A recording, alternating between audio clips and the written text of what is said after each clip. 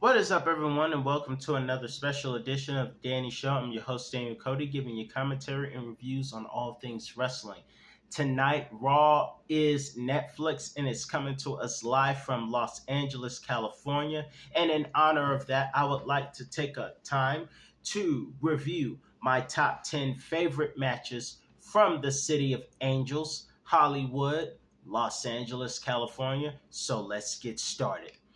And first of all, before I go any further, let me just say tonight Raw goes to Netflix, and I see Roman defeating Solo Sikoa in Tribal Combat, but I feel The Rock in my spirit. I don't know why. I know I'm wearing Stone Cold Steve Austin, but I feel The Rock in my spirit. I feel like The Rock is coming to Raw tonight. I feel John Cena and The Rock in my spirit. I feel it. Call me a prophet if you will, but I just feel The Rock in my spirit. I don't watch social media rumors, but I feel he's coming tonight. Now let's get started. At number 10, we have The Undertaker versus Randy Orton, Legend versus Legend Killer, WrestleMania 21, Los Angeles, California. This was a match where Randy Orton was going to attempt to defeat the Legend of The Undertaker at WrestleMania. The Undertaker was 12-0. He would go on to become 13-0, but it was a great match. One of the highlights of the match was when The Undertaker went for a chokeslam. Randy Orton countered with an RKO. Undertaker kicked out, came back. Randy Orton went for a tombstone, but it got countered by the master of the tombstone, as Taz said, and The Undertaker would win this match. One of my all-time favorites would remain undefeated, 13-0.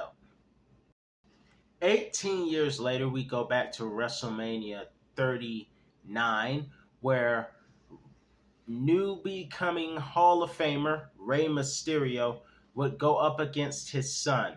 A match that I dubbed the 619 versus the Simp 19. And for those of you who are new to this channel, because Dominic is a villain, and by the way, if it is true that father of Rey Mysterio has passed, I send my deepest condolences to the family at this time, if that is true. But this is 619 versus Simp 19, Rey Mysterio versus Dominic Mysterio, WrestleMania 39 Saturday. Rey Mysterio became Hall of Famer, and that night he also paid tribute to Rey Mysterio as Simp 19 Dom decided to act like he was a thug who just got out of the joint. Well, Jim Ross would love this match because Rey Mysterio's son got taken to the woodshed at one point, literally. But in this match, it was great, and in the end, Rey Mysterio would win this match, but unfortunately, the Simp 19 was furthest from humble. Next, at number 8, we go to SummerSlam 2013. We have Bryan Danielson, then known as Daniel Bryan, versus John Cena for the WWE Championship. Fans had say on who John Cena's opponent was for that SummerSlam in 2013. Bryan Danielson was on the rise, and despite John Cena having a bad arm, he would still go on to have an incredible match. But in the end, it was Bryan Danielson going for a running knee that would win the WWE Championship, and LA would celebrate greatly.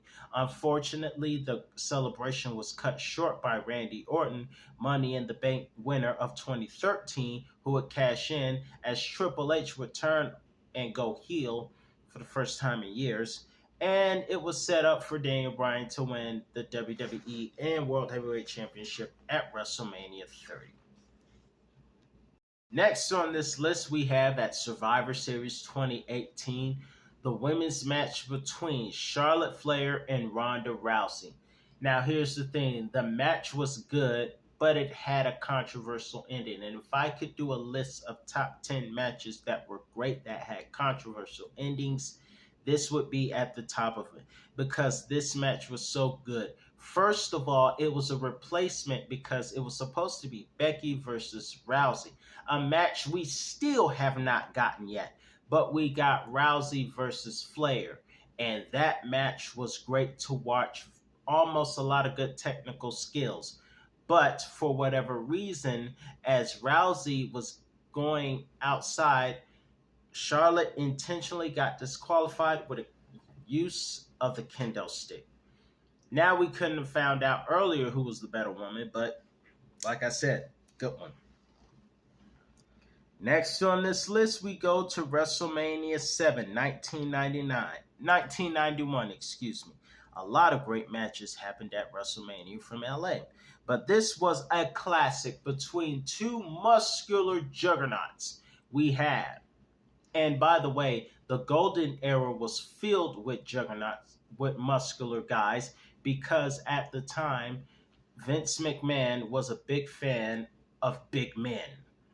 However, as the golden era came along, he was a much fan of 6 foot tall guys, although people like The Undertaker and Diesel remained. Undertaker remained throughout all those eras. But this was the golden era, and this was the era of giants.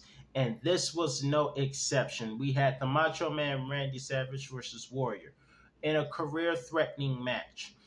And Warrior didn't run to the ring, by the way. In fact, it took a lot of elbows, Savage elbows, and the Warrior kept coming back. The Warrior even walked away from the match because he didn't know his purpose. He was waiting for the heavens to speak to him. But in the end, we had a match. The match was good. The Warrior won, and even though Macho Man lost the match, he got restoration when he restored his relationship with Miss Elizabeth, which was a very heartwarming moment for a lot of people.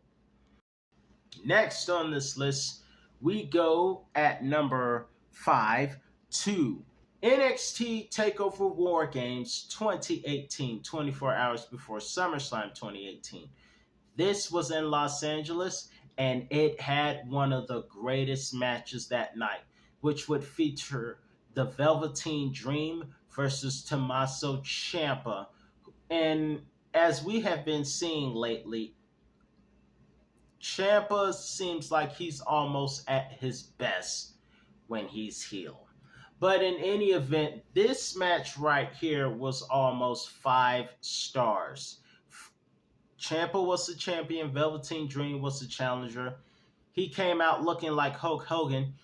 And the match was, I don't have time to tell you why, but just know, if you have not watched this match, you need to watch it. So many near falls, so many great matches. Mike Ranallo calling the match was awesome. If you haven't seen it, check it out. Awesome, awesome, awesome. That's all I got to say. Next, at number 4, we go to back to WrestleMania 21 in another interpromotional match. But this time, it's Kurt Angle versus Shawn Michaels. Another SmackDown versus Raw match that started with issues involving the Royal Rumble, Fresno, California. Now we're back in Los Angeles, California, and this match was spectacular. And if I didn't know any better, I would think that Kurt Angle actually had supporters that night. But very, very great match. A lot of close falls, including a super angle slam for the top rope that didn't get the job done. But what did get the job done was Kurt Angle rising like the phoenix from the ashes, going for the ankle lock, and it took Shawn Michaels tapping out at WrestleMania to win the match for Kurt Angle. That match literally did steal the show. Now we go back to WrestleMania, and of course, let me warn you, the next few matches took place at a WrestleMania. Now, at number 3, we have Rhea Ripley versus Charlotte Flair for the SmackDown Women's Championship at WrestleMania Saturday. WrestleMania 39 had a lot of great matches, and this was one of them. It would go down as Rhea's redemption match because a couple of years prior, Rhea tapped out to Charlotte at WrestleMania. In an empty building, might I add. a decorated but empty building due to the pandemic. But this time it was different. The fans were back. They were at a gigantic arena, and we had a spectacular match for the women. And it would come down to Rhea Ripley finally using another big riptide to win the match and win the SmackDown Women's Championship. And she would go on to hold the title till it was relinquished thanks to Rhea Ripley, who would take his boyfriend, Simp19 Dom. Next at number 2, we have a triple threat match between Gunther, Sheamus, and Drew McIntyre for the Intercontinental Championship and what I call the Red Chest Diaries, except there was nothing erotic about this one. Because everybody, you heard smacks going off as people got their chests slapped around, they got their faces bruised. And one thing that I have to agree with Titus O'Neil when he said somebody call the police. I agree. Somebody call the police because these men, all three of them, stole the show. And at the end of the match, it would be Gunther who would win and retain his Intercontinental Championship. And I got to say, Gunther made the Intercontinental Championship interesting. Even though he was heel, he made that Intercontinental Championship interesting. I think he's going to reign as World Heavyweight Champion for a long time. Just don't defend your championship on the 666th day. We all know that that number is a bad number, and it is bad luck. Just saying. Last but not least on this list, we have WrestleMania Saturday's main event between the delusional now Kevin Owens and Sami Zayn versus the tag team champions at the time of the Bloodline, the Usos.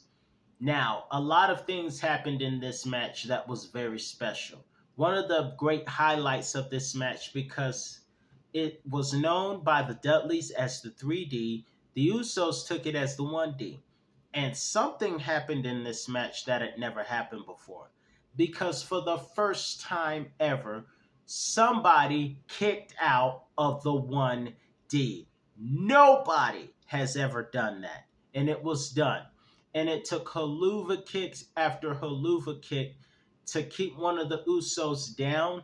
And the Usos would lose the tag team championships that night to what I call KO Zania. And Sammy's wife was there to witness the joyful moment at the end of the night.